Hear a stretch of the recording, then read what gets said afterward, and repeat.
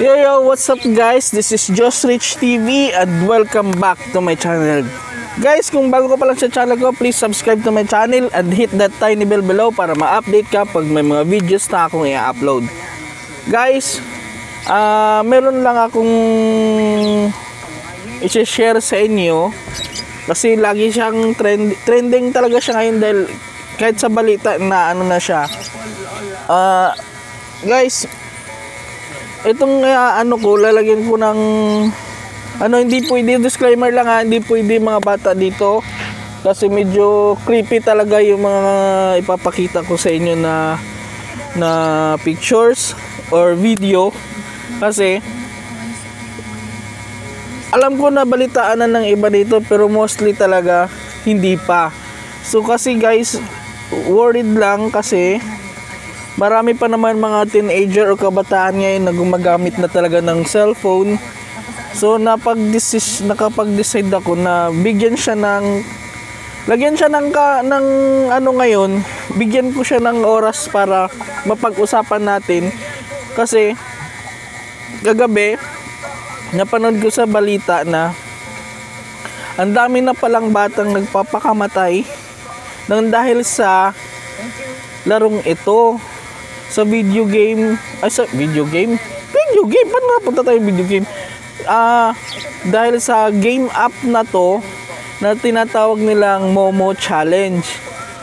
Ang Momo Challenge daw ay bibigyan ka nila ng isang task or 50 days challenge siya na kayang-kaya mong ang utusan kanila na manakit ng kapwa mo or saktan yung sarili mo. Pero mostly guys, ang nabibiktima ng ganito mga bata talaga. So sa mga nanay at parents dyan, magulang dyan, sana gabayan nyo po ng maigi yung mga anak nyo kasi ang dami na po pala talagang nabiktima ng game app na to na ngayon lang po nakaano sa Pilipinas, pero matagal na pala siyang matagal na pala itong problema na to sa ibang bansa. So ngayon meron na rin pong nabiktima sa atin na sinasabi daw na dahil sa app na ito or sa game na to nagpakamatay yung anak niya. Taga dito din po sa atin yan. Pero try ko pong research kung ano po ba talaga yung Momo Challenge na yan. So dito po tayo, tingnan po natin. Kasi masyado siyang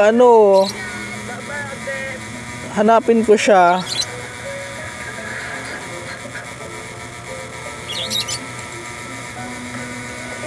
Ito na. Ay, ang kapangit. Kakatakot siya talaga guys.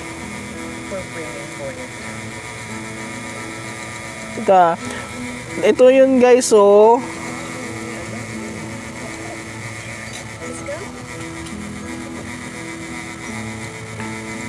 Ang pangit niya. Ito siya yung creepy niya guys, oh. Yan siya guys, oh, ang creepy niya. It's frightening to hear about an online trend that encourages children to harm themselves in any way or in some cases to kill themselves. So ibig sabihin kailangan nilang saktan yung sarili nila sa kahit anong paraan or di kaya kitlin ang sarili nilang buhay. Yun ang tinatawag daw na Momo Challenge. Naging viral siya last 2016.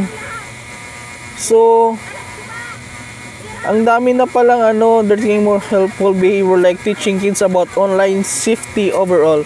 Momo appears to be a classic instance of a moral panic wherein imagined fear drives a frenzy of concern not based in reality. According to Forbes, the fear has resulted in parents sharing this story and warning their children about the trend. But it's important to teach children how to better navigate the internet for safety.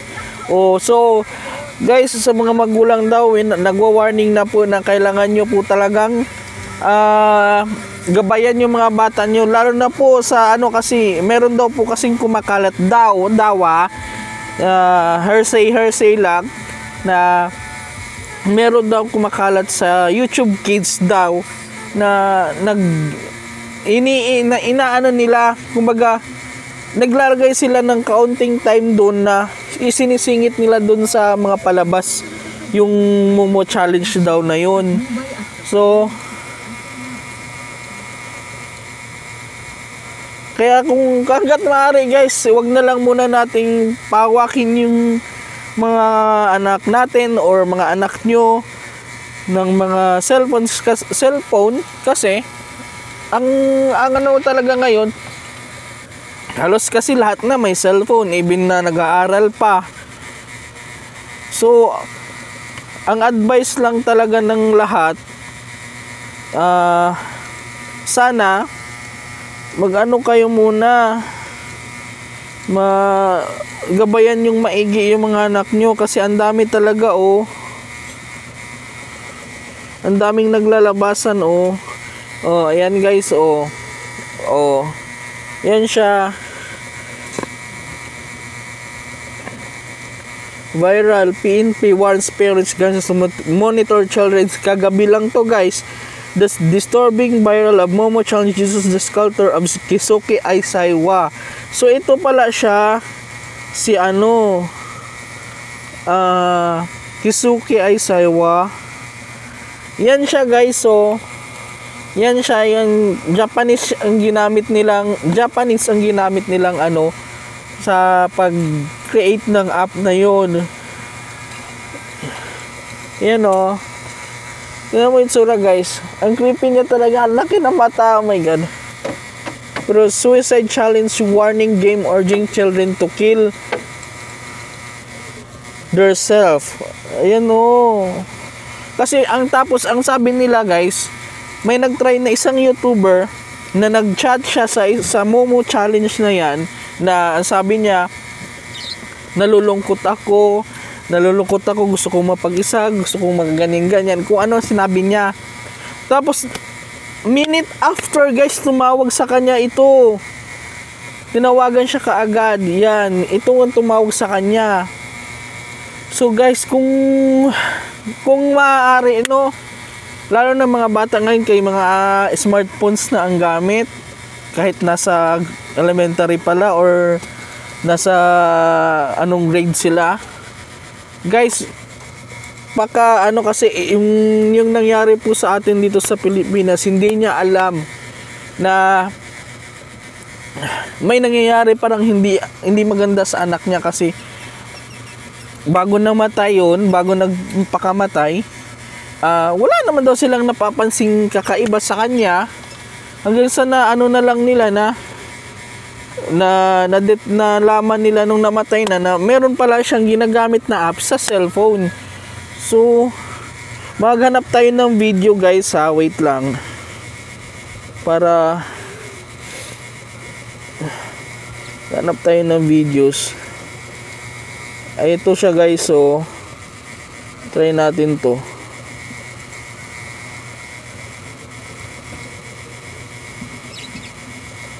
Wait lang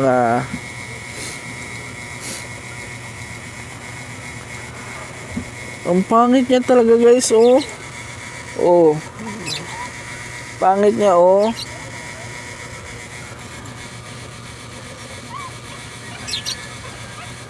They believe the 10 years intention was to upload the video to social media as part of challenge creating the Momo game. Sabi dito, the picture is actually of a sculpture created by Japanese special effects company Link Factory. The real title of the artwork is Mother Bird and was on display at Tokyo's Horror Art Vanilla Gallery. The real title of the artwork is Mother Bird and was on display at Tokyo's Horror Art Vanilla Gallery. But as pictures were shared around social media, the story of its origin quickly became distorted and it was soon associated by the Momo game. So while it's still disturbing to look at, the original art was never meant to be a part of the sinister game. It is being used for now. So The viral game gained major attention after a 12-year-old girl was found dead in her backyard near Buenos Aires, Argentina after allegedly having an online conversation with Momo. So, taga-Argentina pala ang unang naging biktima nito.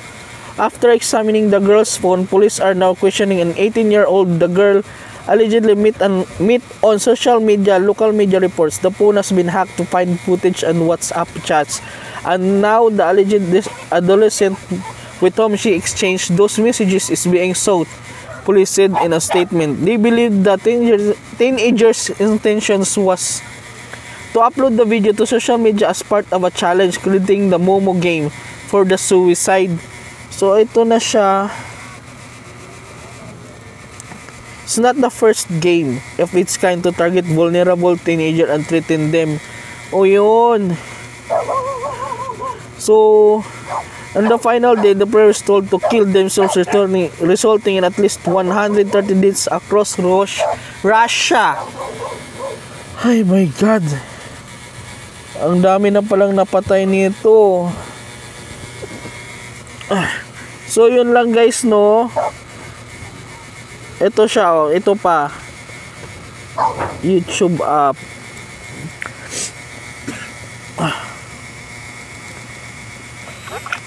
Ito siya guys.